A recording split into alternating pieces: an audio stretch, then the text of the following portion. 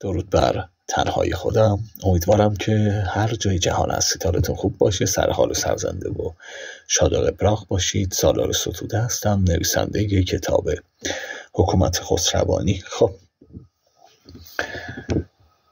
2 برنامه خیلی جالب حالا رفتیم.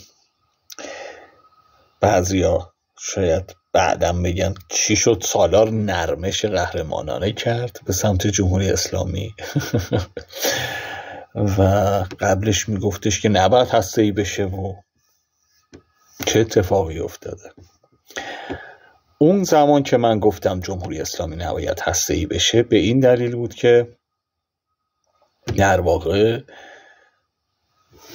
احتمال جنگ داشت. گفتم دیگه توی صحبتام گفتم اگر هسته‌ای بشه جمهوری اسلامی و بمب اتم رو داره میسازه، تعارف نداریم که بمب اتم رو داره میسازه و احتمال داره که احتمال جنگ میره بالا تا 98% احتمال داره به جنگ. اما الان چه اتفاقی افتاده؟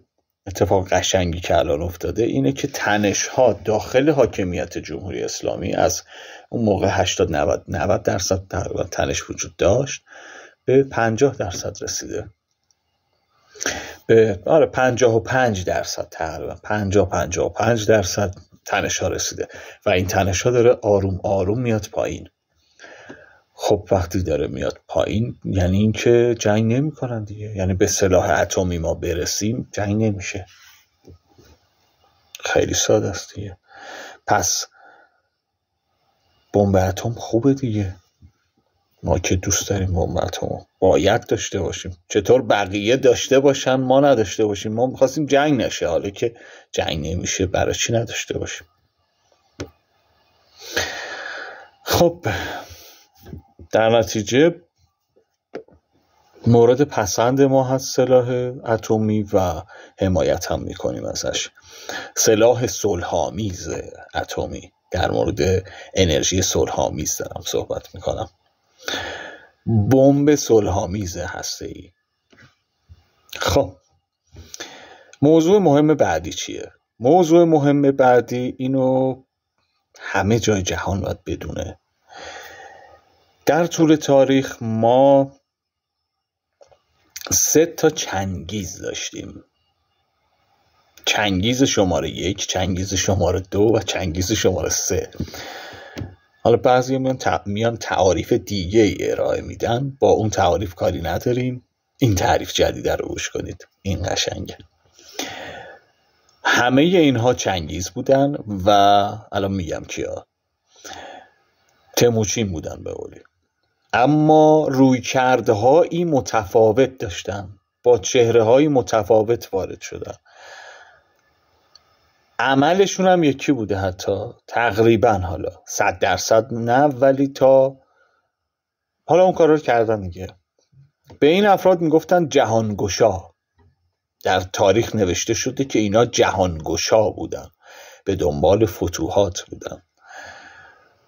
اولین شخص، اولین چنگیز تاریخ که ما میشناسیم، حالا قبل از اون کی بوده اطلاعی بنده نداره. اولین چنگیز تاریخ کوروش جهانگشا اولین چنگیز تاریخ. چرا چنگیزه؟ حالا توضیح میدم چرا چنگیزه. دومین چنگیز تاریخ اسکندر. فاصله هاشون فاصله چنگیز با چنگیز اول با چنگیز دوم تقریبا چند ساله؟ 200 خورده ای ساله دیگه، 250 سال، 200 سال نمیدونم، همچین طولهوش همچین سالهایی هست. تا چنگیز سوم میخواد طول میکشه. چنگیز سوم که چنگیز مغول بود میخورده حالا فاصله زیاد. چنگیز اول پس حالا خیلی ها میگن پیامبر بود، در تورات به نام مسیح ازش یاد شده که یهودی ها رو نجات میده به عنوان ماشیح. در واقع حالا ماشیح کسی که نجات دهنده است، منجی منظور اینه. منجی دوم چه کسی بوده؟ منجی دوم یا حالا ماشیح دوم چنگیز دوم عزیز آقای اسکندر بودن که زحمت میکشن و حمله میکنن، فتوحاتی انجام میدن و اینا. حرکاتشون هم نگاه کنید نزدیک خیلی شباهت داره به هم، اصلا نوع حرکت های اینها به هم شباهت داره. و دوباره این چنگیز در 700 سال پیش زاده میشه. خیلی بهش میخندن. چنگیز سومی اصلا خیلی جالبه که زمانی که میخواد تشکیل قوا بده، ارتش تشکیل بده، بهش میخندن، میگن برو بابا. بعد کشورهای دیگه بهش میخندن. این سومیه خیلی عجیبه، جزو عجایب جهانه. بقیه هم بهش میخندن، میگن آخه تو اصلا در حدی نیستی که ارتش تشکیل بدی، تو کی تو رو میشناسه، جوجه چی میگه، از سیاست چی میدونی؟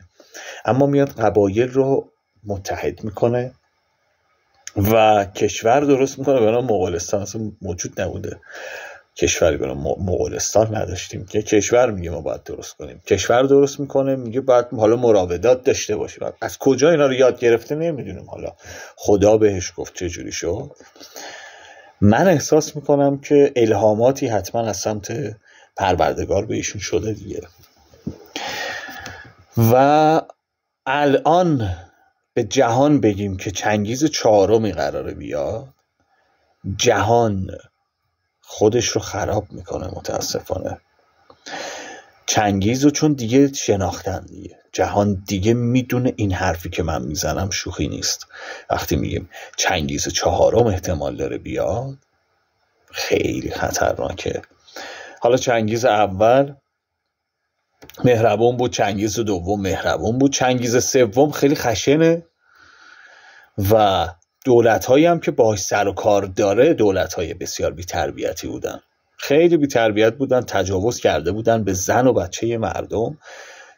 چنگیز هم همون کار رو انجام میده، سرشون رو میزه رو سینه‌شون و دیگه تاریخ دیگه چیکار کنیم. دوست ندارم، من آدم مهربونیم، دوست ندارم این حرفا رو بزنم، ولی متاسفانه تاریخ و این کار انجام شده. آدم من خوشم میاد از چنگیز. بعضی دوستش ندارن، من دوستش دارم.